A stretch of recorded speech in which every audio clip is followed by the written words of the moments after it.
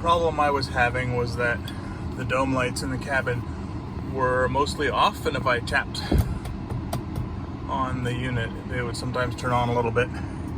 So I figured I better take it apart now.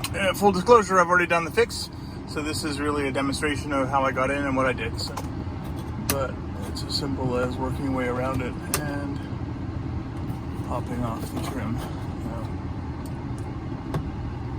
There's a couple clips on this piece that comes off fairly easily. There we go. So that is the cover. The cover just has plastic pieces and the domes, and there is the unit itself, my nice bulbs and what have you. But what matters is that there are these two tabs. One is right there and one is right there. Here's the internal piece here. There are two clips that you can use your fingers for right here. Just push down and your thumbs, and the whole unit comes loose.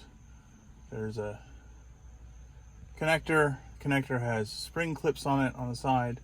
Just squeeze and pull, and off it comes. And now I have the unit free and I can work on it.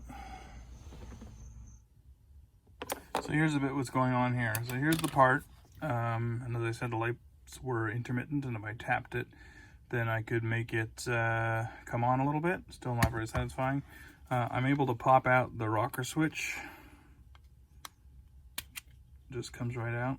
So some metal that you can clean. So I cleaned up any corrosion and gunk on that. There's some contacts you can see at the base of the switch.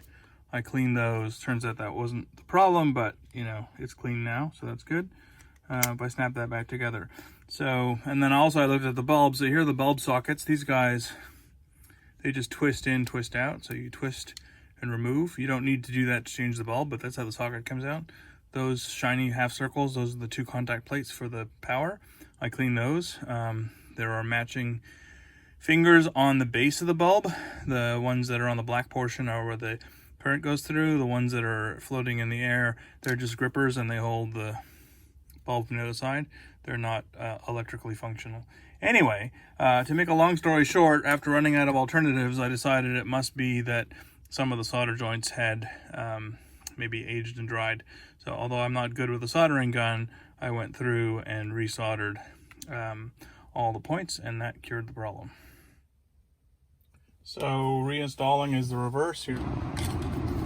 There is the cable, and it just slides right in there. Push, so it clicks.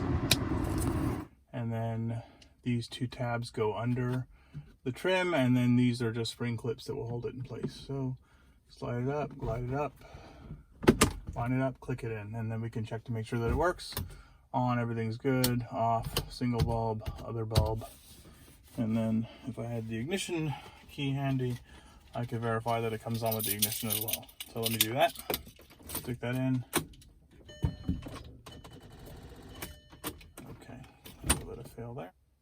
Final step is to replace the trim. So once again, here is the trim piece. So basically line it up and click it in. It has spring clips. It just snaps right in. So line it up the correct way. And then make sure we go all the way around, and we are good.